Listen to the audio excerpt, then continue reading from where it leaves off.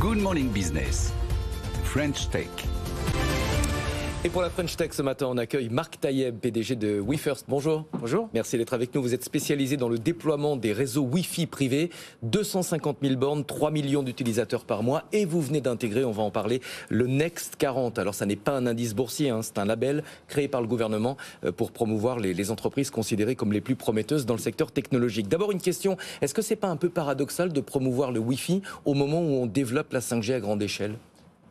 Alors c'est une bonne question, on nous l'a posé beaucoup. Il y a trois catégories de couverture. Il y a la couverture dehors, outdoor.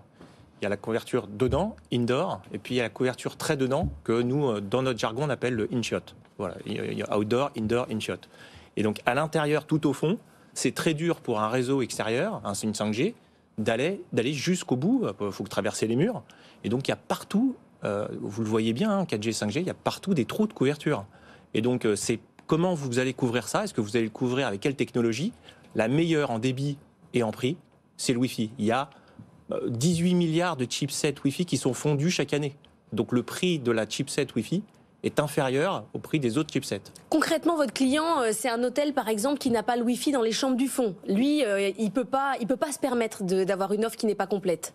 Pour l'hôtellerie, c'est terminé. On ne peut plus ne pas avoir de Wi-Fi. Quelqu'un qui rentre dans une chambre d'hôtel et qui n'a pas d'eau chaude ou qui n'a pas de Wi-Fi va commencer par... Non, vous dites c'est pareil, c'est comme l'eau chaude. C'est pire. Ah, c'est pire. Ah, c'est pire. Mais vous avez même quantifié ça, parce que j'ai vu que vous aviez fait une étude qui montrait que les notes laissées sur Booking étaient 0,4 points inférieurs quand le Wi-Fi était de mauvaise qualité. Ah ouais. 0,41, ouais. Donc c'est énorme, parce que c'est des notes sur 5, je crois, sur Booking. Donc, 9 sur 10. Ah non, sur 10. Bon, enfin c'est beaucoup quand même. Non mais c'est plus possible en fait.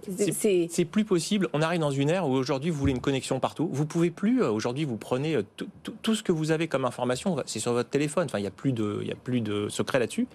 Et donc, quand vous n'avez plus de connexion, ça commence à être assez oppressant. Et toutes les statistiques le donnent, que ce soit dans l'hôtellerie, que ce soit dans le retail. Enfin, vous avez vu l'hécatombe dans le retail. C'est aussi dû au manque de numérisation des magasins. Quel est l'avantage de sous-traiter la connexion à une entreprise comme la vôtre plutôt que de le développer en interne, pour un hôtel par exemple? Alors, ça vaut le coup de le faire en interne quand vous avez un laboratoire de la physique des ondes chez vous. Pourquoi? Parce que le Wi-Fi est invisible. Et donc, vous pouvez dire ça marche, mais personne ne le sait ou ne le sait pas. Vous le savez sur votre note booking, vous le savez sur l'insatisfaction. Et donc, c'est très difficile le Wi-Fi et c'est invisible. Donc... Anthony Morel. Mais du coup, alors c'est ça, qu'est-ce que vous proposez? C'est-à-dire que par rapport à une entreprise, donc ça peut être un restaurant, ça peut être un hôtel, ça peut être un camping, vous envoyez des gens chez eux, vous avez des auditeurs. Nous aussi on a des auditeurs, mais c'est pas les mêmes. Là, c'est des gens qui font des audits. Ils viennent dans l'entreprise, ils vont analyser la configuration. C'est pas juste installer une boîte Wi-Fi et puis c'est une box Wi-Fi et puis c'est terminé. En fait, il y a toute une analyse de l'espace pour voir les interférences, etc. Et j'irai encore plus loin, c'est que nous, on a comme objectif qu'à la fin d'un contrat qui dure entre 5 et 10 ans, le Wi-Fi doit mieux marcher à la fin qu'au début.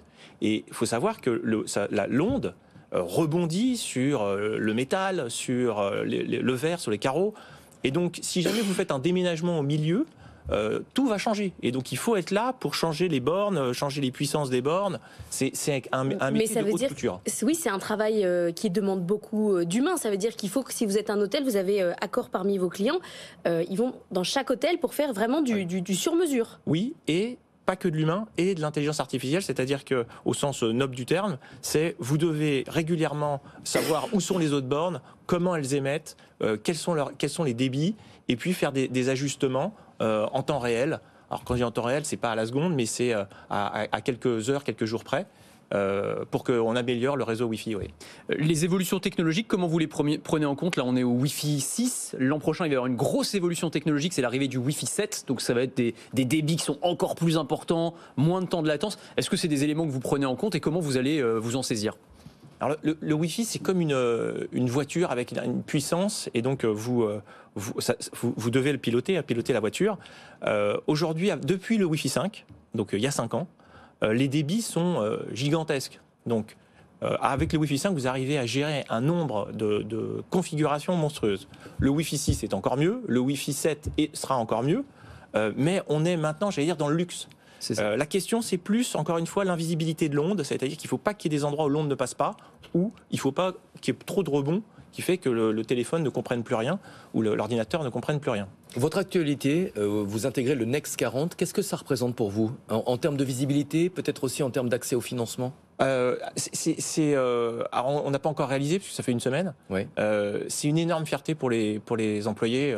Chez moi, tous mes collaborateurs sont ravis, sont très fiers. Pourquoi? Parce qu'on est une entreprise très française dans l'âme. On a des actionnaires français. Et on sert notre client avec un produit qu'on considère sérieux.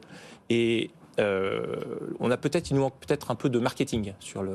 Mais il y a un côté, on rentre dans l'équipe de France, quoi. C'est-à-dire que l'équipe de France compte, la France compte sur vous, quoi. C'est un peu ça, oui. On a eu l'impression d'être sélectionné. On a vu qu'il y a une boîte comme OVH qui part en bourse qu'on regarde avec beaucoup d'admiration. On va essayer de les suivre. Après, quand on rentre dans un classement, l'important c'est soit d'y rester, soit d'en sortir par le haut. Voilà, donc on va essayer de faire. Vous entrez dans l'équipe de France, vous travaillez aussi avec l'armée française. Ça, c'est hyper intéressant. Sur les soldats en OPEX pour installer des connexions Wi-Fi pour les soldats qui sont en opération extérieure. J'imagine que ça doit être un défi, là aussi, technologique et même en termes de sécurité assez particulier. La motivation est extrême parce qu'on sait que les soldats peuvent parler à leur famille de là où ils sont. Donc toute la boîte est mobilisée, vraiment mobilisée pour l'armée. Après, technologiquement, ça a été un énorme défi. Et on a amélioré, on a même appris en marchant parce qu'on a vu des choses incroyables sur place. C'est des choses dont on ne peut pas parler, mais qui sont assez incroyables.